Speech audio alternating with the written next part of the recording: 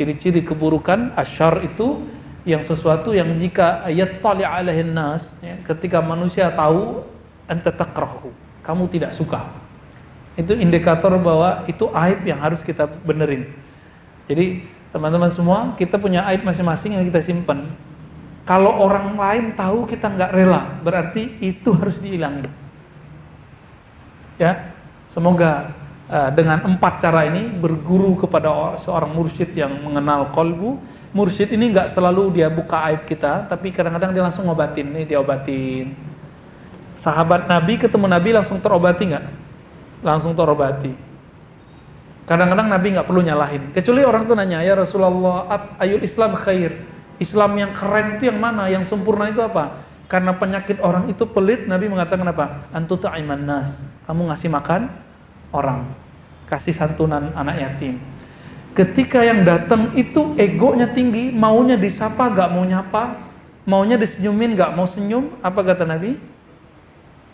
Antusallima ala man arafta wa ala man lam ta'rif. Islam yang sempurna itu ketika kamu nyapa orang yang kamu kenal ataupun yang tidak kamu kenal.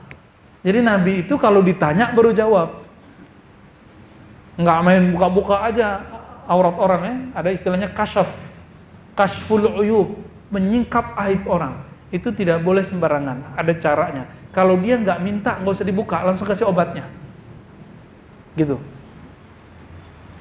Jadi 4 cara ini berguru kepada ahli qalbu. Di bulan lalu kita sudah pertegas, ya, kalau masalahnya sunnah bid'ah, halal haram, bergurunya ke siapa?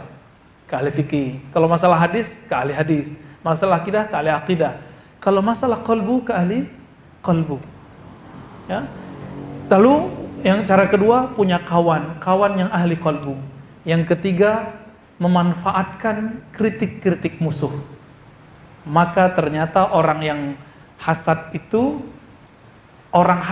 anugerah bagi orang beriman.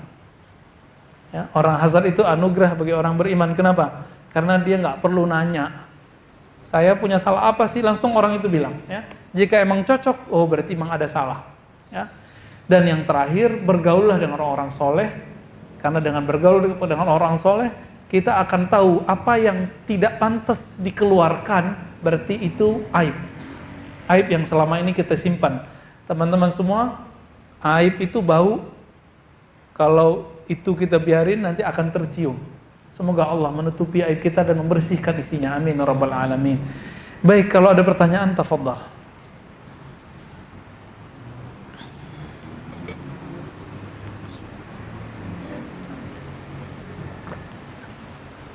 Baik, ada yang mau bertanya? Dari jemaah laki-lakinya dulu.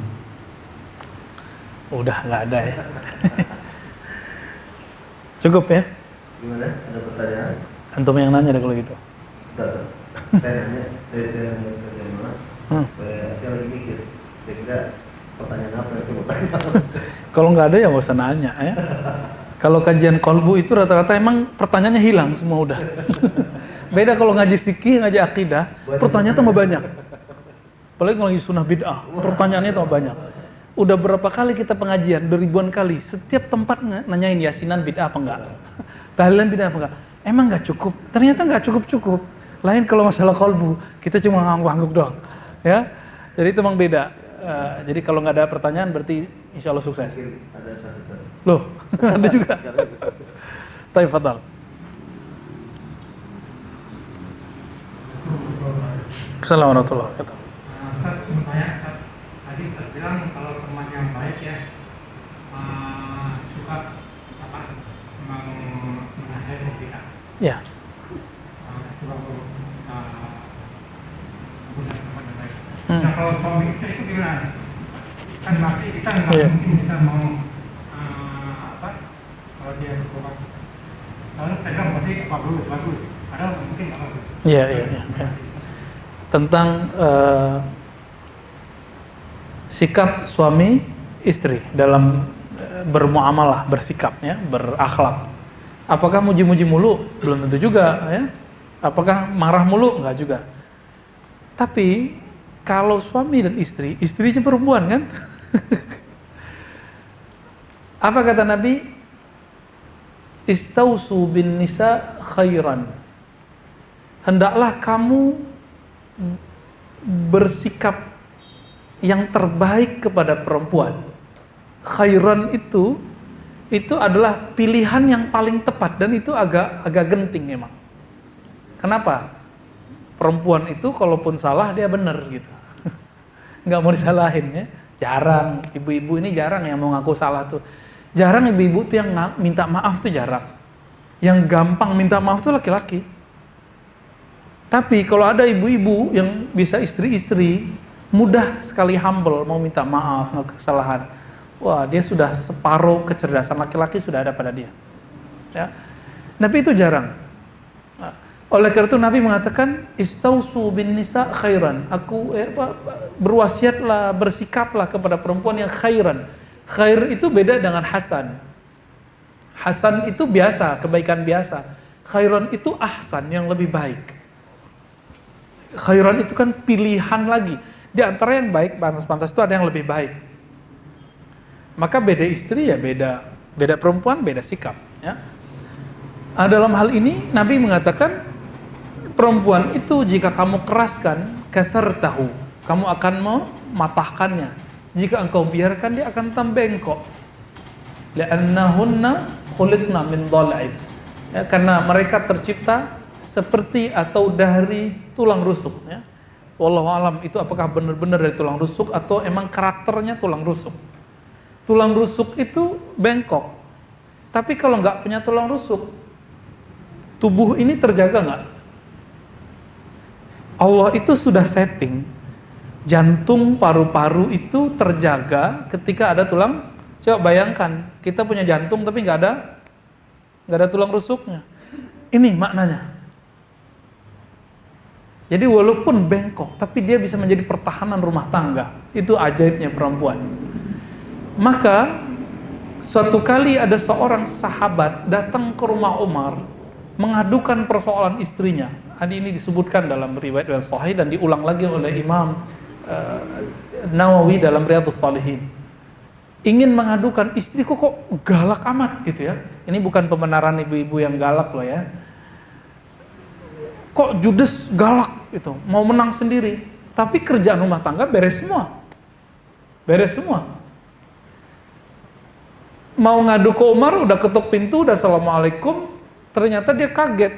Rumahnya Umar itu kan gak ada pagarnya. Umar itu dulu bikin sistem pejabat-pejabat tidak boleh memagar rumah. Maka orang langsung bisa akses ke pejabat. Maka dulu orang gak mau Pak jadi pemerintah, jadi pejabat tuh gak mau. Kenapa? Orang mau jam berapa juga orang datang ketuk pintu. Umar didengar sama sahabat ini. Ternyata Umar lagi dimarahi sama istrinya. Bukan dimaki-maki, dimarahi aja. Oh, biasa gerutu.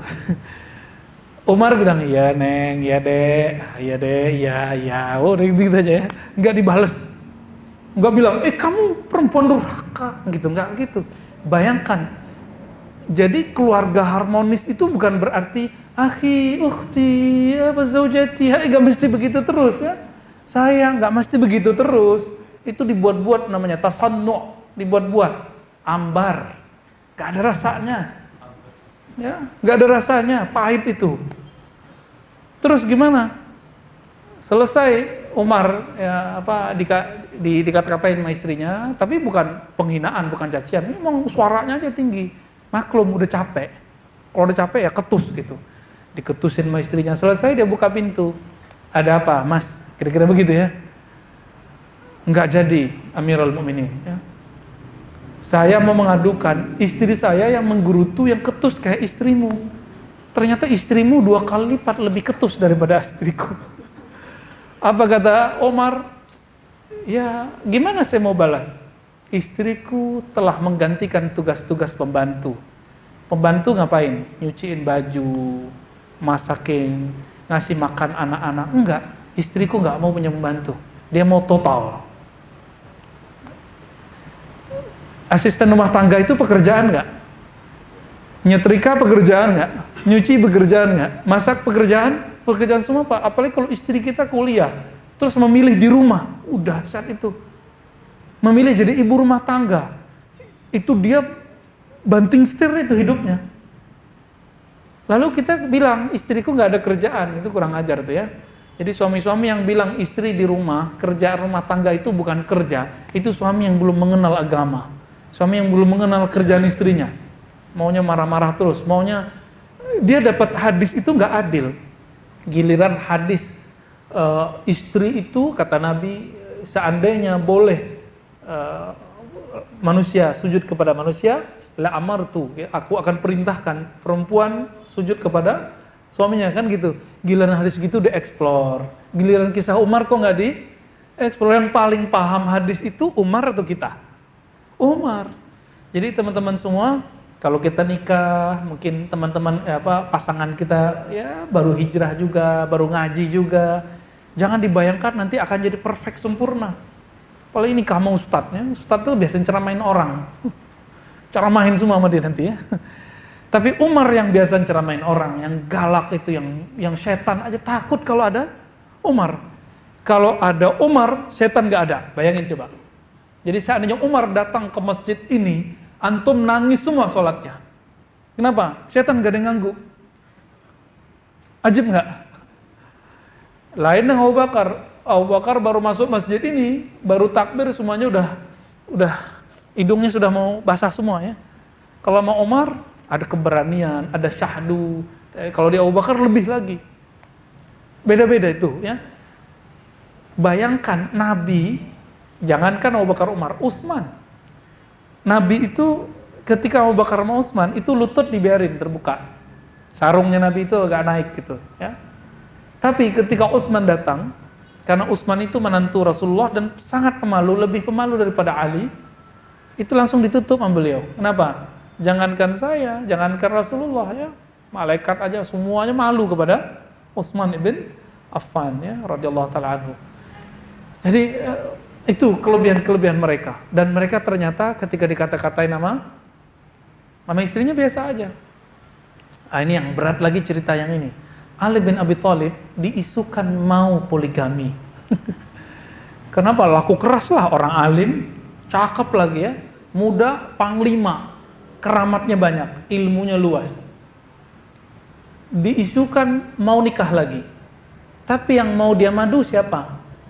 Anak Rasulullah. Anak Rasulullah ini, dia tidak dikasih fasilitas pembantu oleh Rasulullah, nggak dikasih budak, nggak dikasih kendaraan sama Rasulullah. Jadi Nabi itu tidak mau menggunakan harta negara untuk kepentingan keluarga, nggak mau, nggak ada ya. Itu baru negarawan murni. Kalau di Indonesia kan negarawanan ya, katanya negarawan, tanahnya sekian hektar, ribuan hektar, nggak tahu dari kok bisa dia punya begitu. Orang katanya simpati, ya ternyata dia enak-enakan ya. Bagaimana kita menyebut dia negarawan? Ini negarawan murni ini. Ya. Akhirnya Ali bin Abi Thalib dilaporkan oleh anaknya. Tapi Fatimah nggak bilang macam-macam. Fatimah nggak menolak poligami. Fatimah cuma sedih. Apa kata Fatimah? Ya Rasulullah, sambil nangis-nangis ya, Mas Ali mau poligami.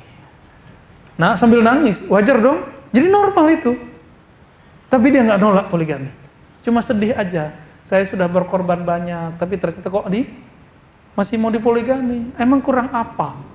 Maka dipanggil Ali di sidang hari itu juga ya. Ali, nggak dibilang Ali nggak dilarang poligami sama Rasulullah, karena Rasulullah poligami. Apa kata Rasulullah? Fatimah itu lahmi, dami, itu darahku. Man azaha azani. Yang nyakitin Fatimah nyakitin Rasulullah Muhammad bin Abdullah. Gemetarlah Ali ya. Gimana gak gemetar ya? Itu bahasa-bahasa level langit itu. Gak perlu bilang, ente jangan poligami, gak perlu bilang gitu ya. Tapi cukup dengan bahasa-bahasa kolbu itu. Ali, maka disitulah keturunan Ali dari jalur yang bukan Fatimah, namanya Muhammad Al-Hanafiyah, itu punya keturunan seorang ulama di Mesir namanya Imam Abdul Wahab Sya'rani, menulis satu kitab. Di dalam kitab itu ya, Al-Uhud As-Sughra dan beberapa kitab-kitab yang lain, dia nulis bab menikah dengan Syarifah, keturunan Fatimah. Kalau kamu bukan seorang Syarif, Sayyid, Habib, maka siap-siaplah menjadi pembantunya, siap-siaplah menjadi abdinya. dan jangan pernah menyakitinya. Berat Pak. Itu sebabnya jangan ejek. Kok para syarifah nggak mau menyakiti kita ya? Ya wajar, adabnya berat. Itu sebabnya di fikih Syafi'iyah di Hadramaut itu dibuat fikih khusus mengenai bahwa syarifah nikahnya sama syarif, ya. Perempuan keturunan Nabi nikahnya sama, karena kita ini nggak kuat. Antum nanti soal adab terus, ya, kan repot kita nanti. Jadi jangan, kalau ngelihat ada cewek Arab jangan langsung, wah coba, hati-hati dulu ya. Gitu, cukup. Baik.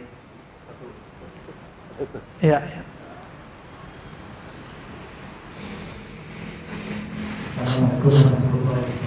Assalamualaikum warahmatullahi wabarakatuh.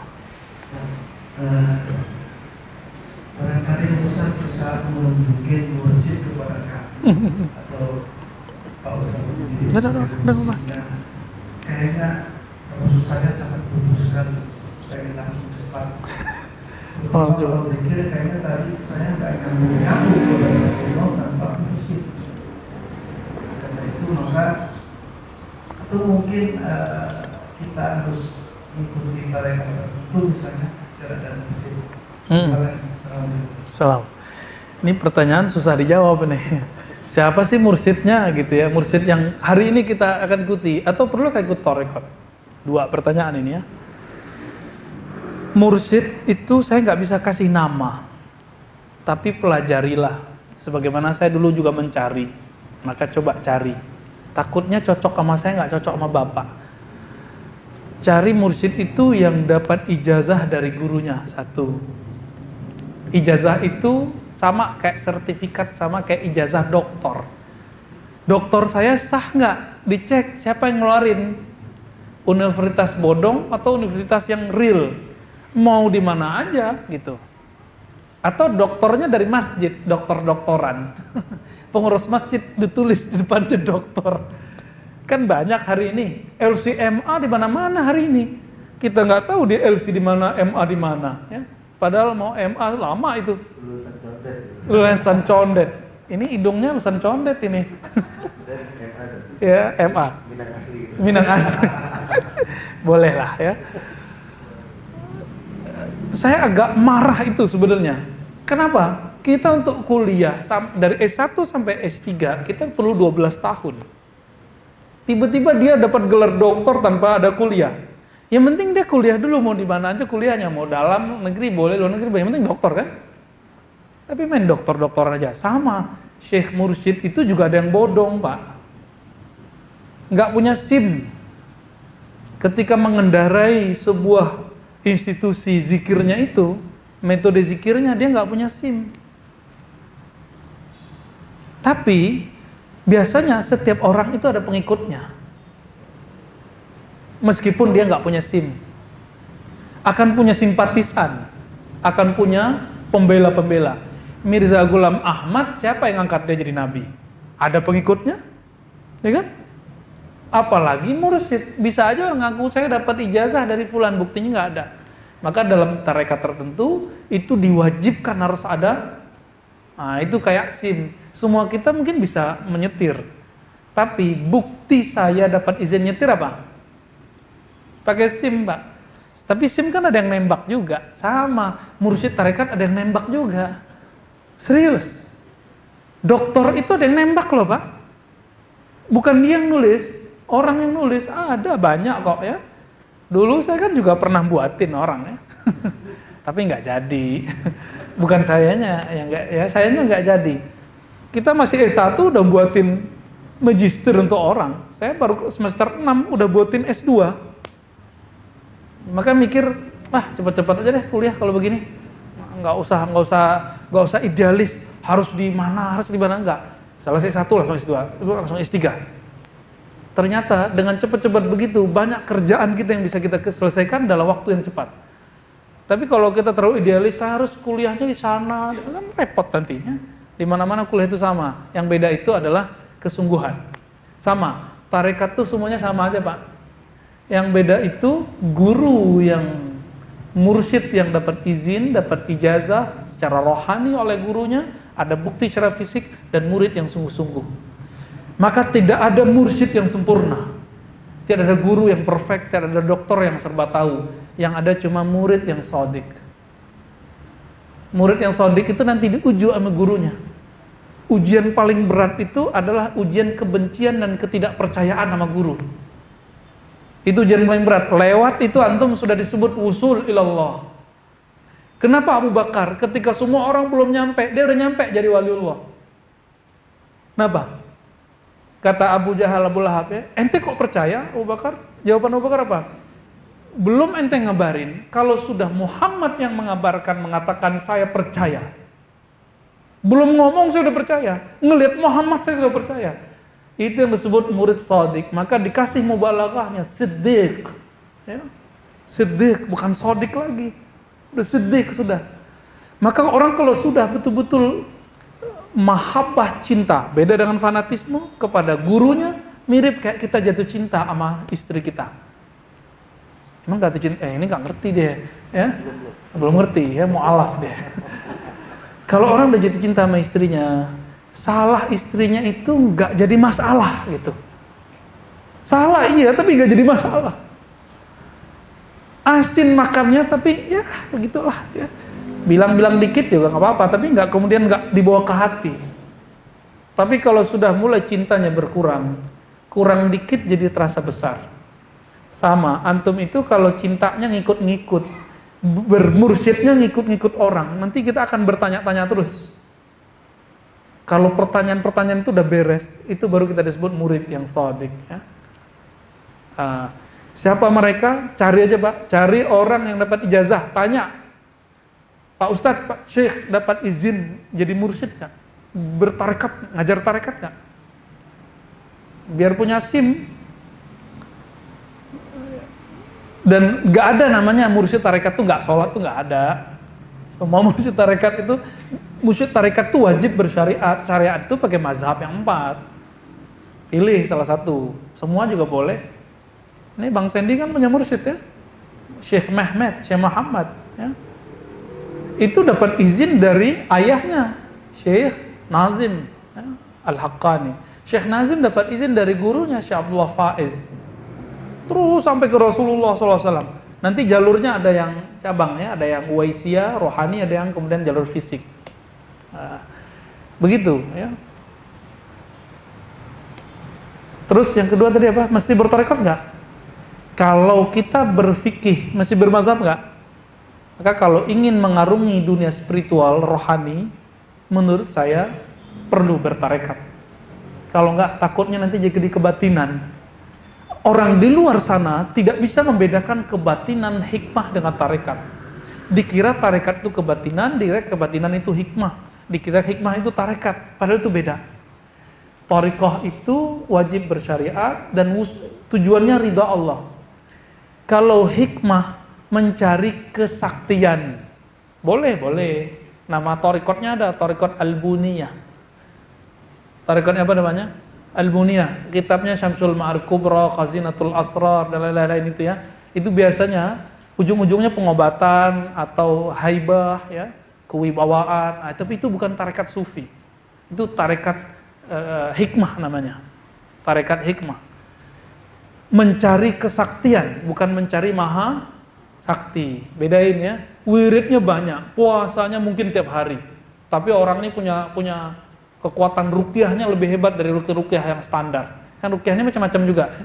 Mereka tuh kalau mau ruqyah, kadang pegang aja udah beres. Melihat aja udah beres kadang. Kenapa? Wiridnya itu terjaga setiap hari. Nah, ini kelebihan orang hikmah. Namun yang mereka cari kesaktian. Beda sama tarekat apa? Jalur pintas. Mencari keridhaan yang maha sakti. Kalau yang maha sakti ridhonya nggak dikasih sakti, dia terima. Kalau yang maha sakti ridhonya dikasih kesaktian, dia terima. Yang penting Allah maunya apa? Allah yang maha sakti maunya kita khusyuk, kita terima. Nggak lagi kasih khusyuk, terima juga. Nah, murid yang shadiq, ketika dia nggak dikasih khusyuk, dia terima ridho. Di saat dia ridho itu khusyuknya naik, levelnya naik. Jadi ada namanya khusyuk di atas khusyuk. Nurun ala nur. Khusyuk biasa nangis, terasa nikmat. Ada khusyuk di atas itu. Nggak terasa nangis, tapi terasa kayak dialog. Tapi awal-awalnya nggak enak. Ini apa sih enaknya? Tapi kemudian ada, ya Allah, aku tetap zikir, aku tetap sholat, meskipun tidak ada rasanya. Mau ada rasa, mau ada khusyuk, nggak ada khusyuk, Tuhanku bernama Allah, bukanlah khusyuk. Tuhanku bernama Allah, bukanlah lezat. Tuhanku bernama Allah, bukanlah tangis. Itu, maka muncullah tangis di atas tangis. Wah, itu lebih dahsyat rasanya, ya. Makom, ya, yang di atas sendiri itu yang nggak terhingga itu. Maka saya pernah menyebutkan tangis itu ada 9 macam, kata Imam Ibnu Mubarak. Semuanya riya kecuali satu. Tangis karena mencari ridha Allah, takut kepada murka Allah. Udah dapat itu, Pak. Kita sudah punya modal memadamkan api neraka. Itu yang Nabi sebut dalam hadis Imam Tirmizi. Jadi dalam dunia spiritual, Bapak kalau mau dapat gelar S1 atau minimal bisa membaca mesti sekolah SD kan? Tapi ada jalur ringkas, homeschooling, ya, belajar di luar. Tapi maksimal nggak? Nggak, sama. Ya. Nah, tarekat itu kurikulum Naqsyabandi, kurikulum Syazili, kurikulum itu kurikulum. Kurikulum itu nggak menunjukkan kehebatan. Yang hebat itu adalah mursyidnya. Sama, kurikulum itu nggak begitu hebat. Yang hebat itu sekolahnya. Coba, semua sekolah yang pakai kurikulum 2013, apakah semua kualitasnya sama? Beda, Pak. Kampus UIN, semua kurikulumnya mirip, tapi beda. Kampus ini lebih baik, kampus ini kurang baik. Kampus ini maksimal, ini kurang maksimal. Kok bisa? Karena manajemennya, karena syekhnya, karena rektornya. Rektornya tarekat itu yang kita sebut syekh mursyid. Ya. Dan dia diangkat nama gurunya, seperti gurunya diangkat nama gurunya, terus bersambung kepada Rasulullah SAW. Makanya dalam tradisi kami, ketika guru mau mengangkat, itu dikumpulkan murid-murid tua dan murid-murid semuanya. Nih, namanya dilewakan atau dipublish. Saya ijazahkan engkau untuk mengajarkan zikrullah seperti guruku mengajarkanku sesuai dengan tarekat A, B, C, D. Begitu kita dulu, ya, dapat ijazahnya. Sama, kalau wisuda doktor gimana? Dibacain kan? Terus kita ambil ijazahnya, lalu kita diapain namanya itu? Bukan dibaptis kan? Apa namanya tuh? Gitu doang ya. Tapi kalau nggak ikut wisuda, bisa nggak orang dia udah pinter tapi nggak ikut wisuda? Bisa. Waktu saya punya sahabat di Paris, ya, kita lagi dakwah di sana, saya diundang karena dia pernah ikut kajian kita. Saya diundang ikut wisuda. Saya bayangin kayak di UI, UGM, UIN gitu, meriah, gede. Tahu-tahu di mana? Di ruangan kelas, rektornya datang sama dekannya, terus sama beberapa dosen, kajur-kajurnya, kaprodinya, udah. Jadi per fakultas, per kaprodi itu mereka buat cuma 25 orang wisudanya. Dibacain bla bla bla bla bla, habis itu udah salaman, selesai.